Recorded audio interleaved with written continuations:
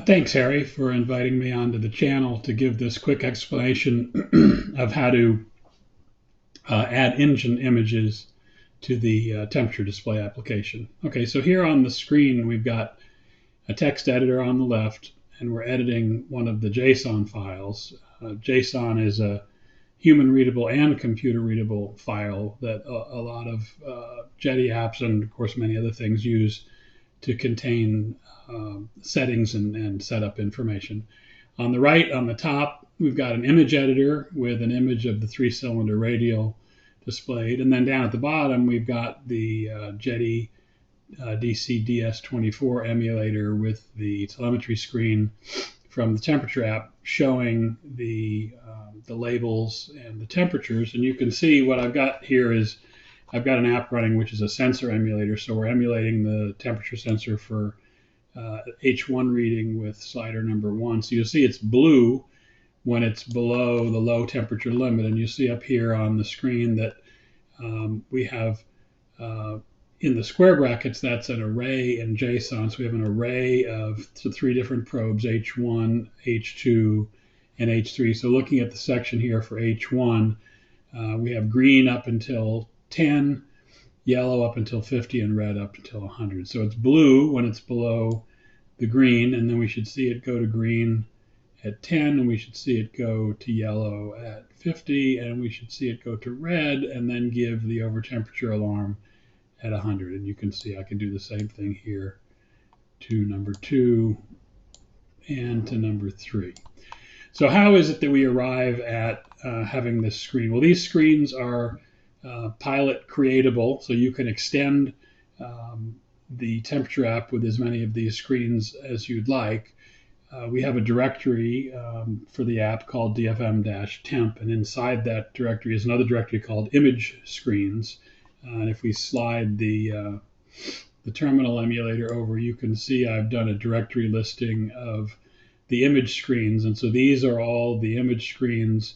And you'll see for each file name, there are 3 files. There's a .json, JSON, JavaScript object notation. That's the full name of the spec that we're using to store the data. There's a shortened name of .jsn, which we'll get to in a minute. That's the working data file. The JSON is the master copy that doesn't change. And then the PNG of the same name is the image, the picture that's used on the right-hand side of the display. And what the app does is when it wakes up, it reads this directory and it looks for all of the triples of 3 files, and it lists those in a menu for you. So if you add the 3 prepared files for a new engine type to this directory, then you'll be able to see them and select them when you start the app. So let's slide that out of the way and take a look at this. So let's look at probe number 1.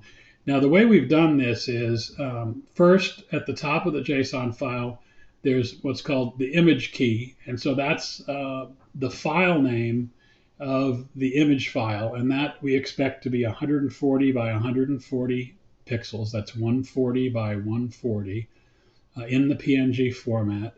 We have a font for the probe labeling, the H1, H2, H3 that you see near the cylinder heads. And we have a font for the text. And these are, if you look in the Jetty API documentation, these are the standard Jetty font size names that are available on the transmitter. And then we have the array of probes, and we can have as many as we like. In this case, it's a 3-cylinder engine, so our array has 3 clusters here of points. So that's probe number 1, probe number 2, and probe number 3. So let's focus on probe number 1. And let's look first at XT and YT. So XT and YT are the coordinates of the text for the name H1. Now, in computer graphics systems, typically 0, 0 is in the upper left. X goes positive to the right, Y goes positive down. And so what this is telling us is that these labels start 5 pixels in from the left, and the first one here is 30 pixels down from the top. Then if we go to H2, you'll see that's the same X. It starts at the same X place, and then that makes sense. They're lined up, and you'll see the third one is also at XT of 5. But instead of a YT of 30, this jumps to 60, and then number 3 jumps to 90. So they're spaced 30 pixels apart. So XT and YT lets you place the labels. The T is for text, the XY I described before.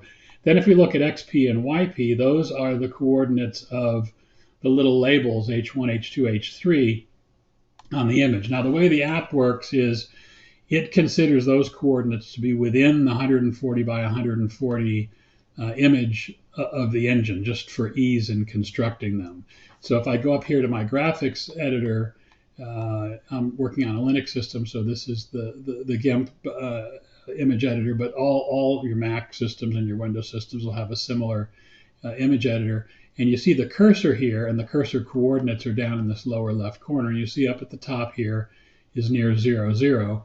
And then it says here that XP and YP are at 105 and 7. So if I go over to 105 and down to 7, that's the location where you can see that the H1 is listed. And so the reason I did it that way, that these coordinates are relative to the image, is so that as you're processing this image and shrinking it to a square 140 and 140, while you're there, and after you've already got it to the right pixel size, you can move your cursor around and then see where you think you'd like that label. And you see here it says 101 and 9. X is 101, Y is 9. That's relative to the top left corner of the picture. You could write that down, and then when we create the file, you could type those in for XP and YP. And if we go down here to H2, we see that H2 has 155 and 120. So we go over to 155 and up to 120. It's about right there. And you'll see that's actually off the image.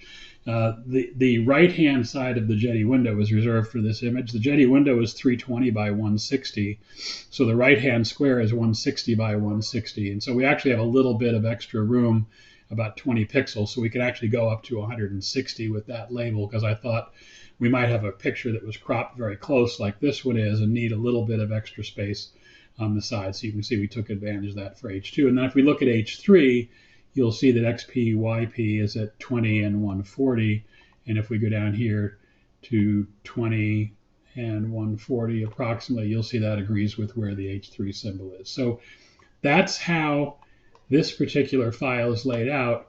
And the simplest thing to do is take an existing file like 3cylinderradial.json, make a copy of it with a different name, and then edit it.